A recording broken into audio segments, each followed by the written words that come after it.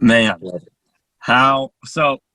Your family's kind of like a bar joke, like a pastor, a doctor, and I don't know what your sister does, but walks into a bar. That's pretty fun. She's Jewish. She's a rabbi.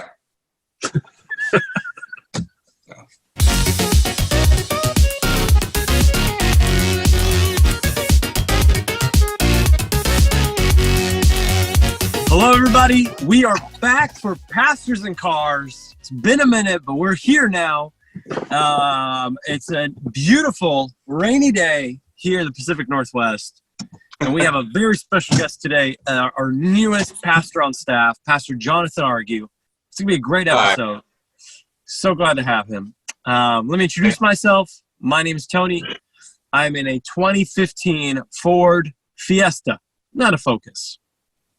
Fiesta. We're going to have to go a little bit lower. So it's a party on wheels. It surely is. Yep. Tony, doesn't your car have like the cool, you can like change the lights in it? You can change the LED lighting on the inside. Yep. Wow. I'm telling you. Does it have a disco ball too? What was that? Does it have a disco ball with it? It does. What an unnecessary feature to have. I Do you don't have a know. smoke machine? Oh, now you're raising the bar. No, it's not a charismatic church service. I wish. Now, Tony, if you got into vaping, then it would kind of be like a smoke machine, but I wouldn't suggest that. But my name is Morgan. I am driving currently our 2007, I think it is. I don't know. Mazda CX-9, fully equipped with a large car seat and crumbs in the back seat everywhere. Literally just crumbs everywhere. It's a good snack if you're kind of hurting, you know. This used to be a nice car. It used to be a nice car, and then it went through about 7 years of youth ministry and a year and a half of having a kid, and now it's just, seen better days. Sorry about that. Thanks, man. I appreciate it. And I'm Jonathan Argue, and I drive a Toyota RAV4, a 2017. It's outrageous. Wow. Crazy. It drives. It's like a tank. What's your miles to the gallon on that? I think it's around 23. Nice. Not bad. And I didn't know that's ridiculous because I actually pay attention to it. I actually care.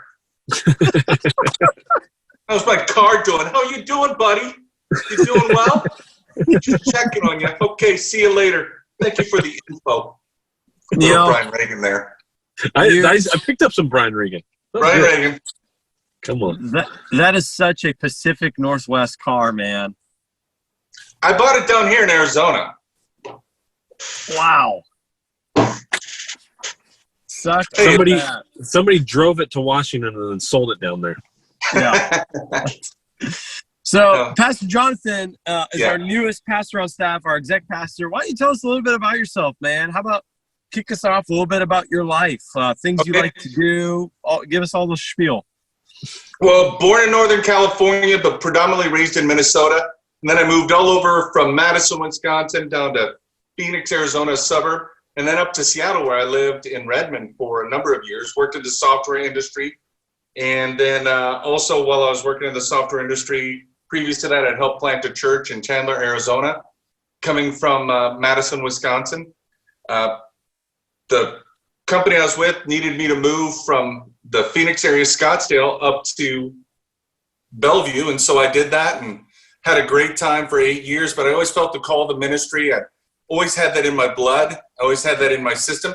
And so after about 10 years with CA Technologies, they don't exist anymore, but I went and joined the church I'd helped plant in Chandler, Arizona, Desert Springs Church, and I relocated from Seattle to there, had a great time, loved it, and then eventually went and joined a church plant here called Focus 314, and loved that. And then out of nowhere, praise God, I get a call from Pastor Brandon. Hey, John, we're looking for somebody like you. And here I am. That's awesome. Now, God always seems to open the doors. It's crazy. jobs with CA, that was a God thing. Everything's always been a God thing. I can't take credit for anything. I tend to fall forwards. I don't know how that, you know what I mean? Praise God. John, now, does your family live up in this area? Yeah, the whole family does. My brother, all the kids, my brother's kids graduated from Glacier Peak, and they're all in college now, if not finished. One just finished med school. Then my sister and brother-in-law, their kids went to, what's that Christian school? That right on the Cedar highway Park? there. Cedar Park. They graduated from Cedar Park, sorry. Gotta be Cedar Park. And went to Northwest University. So they're all good, all winners. Very lucky. Love, the whole family's totally stoked to have me back up there. Man, so your family's kind of like a bar joke, like a pastor, a doctor, and I don't know what your sister does, but walks into a bar. That's pretty fun. She's Jewish. She's a rabbi.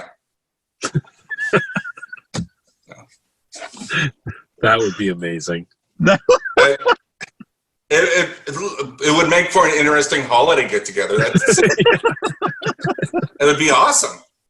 I love it. Now, Pastor Johnson, why don't you tell us a little bit about your relationship with Pastor Brandon? How you guys met each other? How you guys have known each other? Love to hear that. Okay.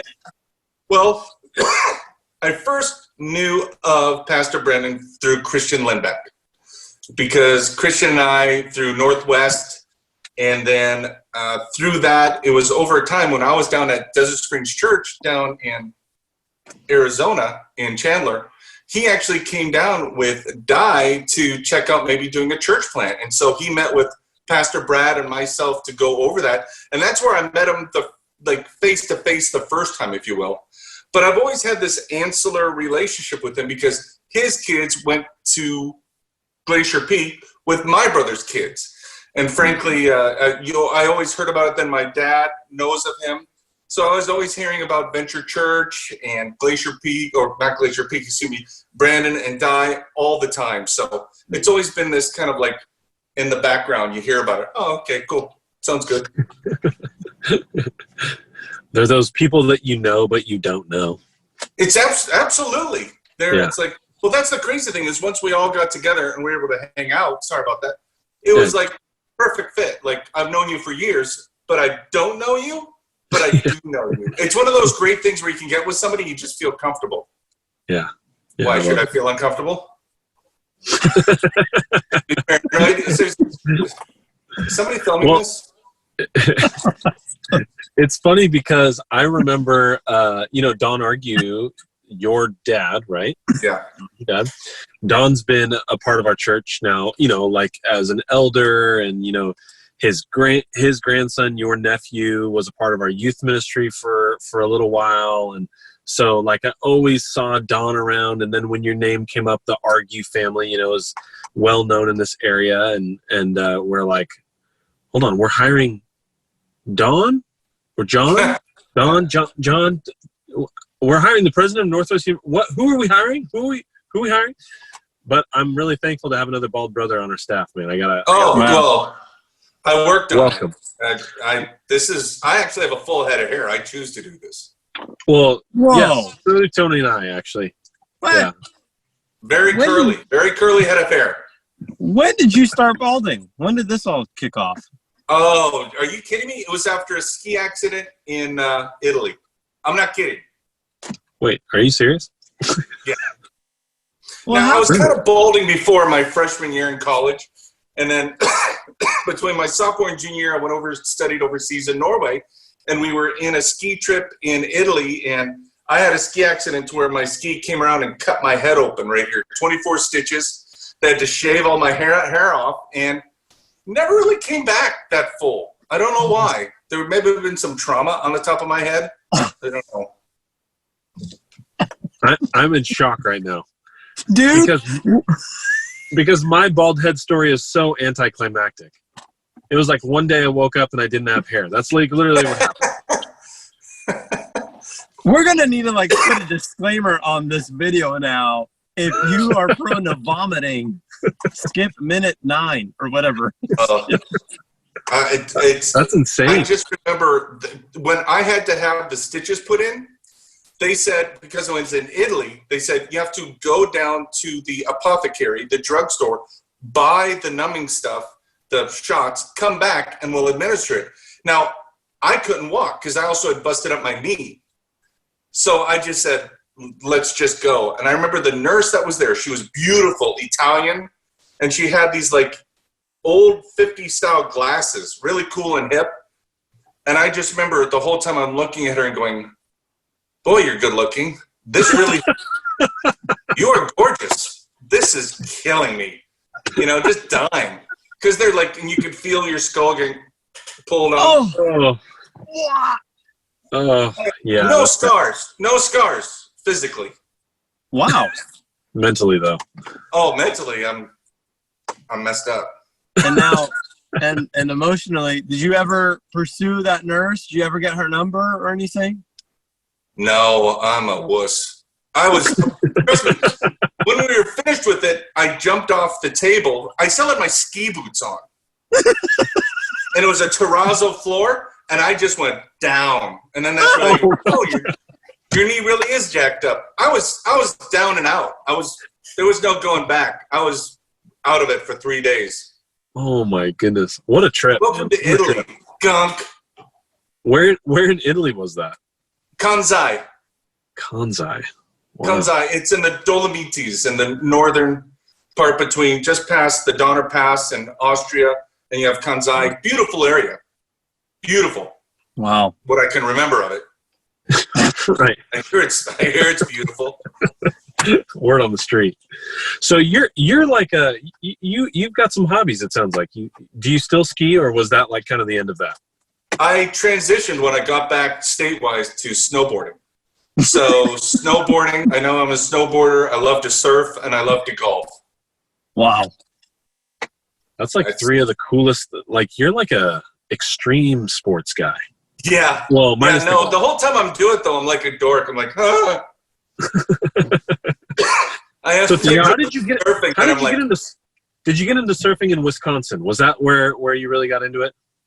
Okay, growing up in Minnesota, I always was fascinated with surf culture, skateboarding, and my neighbors next to me were from Hawaii. Super cool guys. Like they were like cool, and so I wanted to be like them, and we'd go windsurfing. So that was my first foray into it. And then when I always wanted to surf, Midwest, what's going to happen? So when I finally moved out to Arizona for the first time, a friend of mine in the church grew up in Long Beach. And so we'd travel out and go on surf trips. And so that's how I picked it up. Wow. That's funny. Is it true? But I like to say, Is it true with surfing you have to go really early in the morning to get the best waves? That can be the case. It all depends on the day. The dawn patrol is what they call it. You get out there because there's a morning glass, there's less wind, so the waves are smoother, and it's beautiful. It's a great way to start the day. Wow. So, I went surfing once, John, on my honeymoon, Jonathan, and me and my wife went, took some lessons, and I got to be honest, I didn't even get up.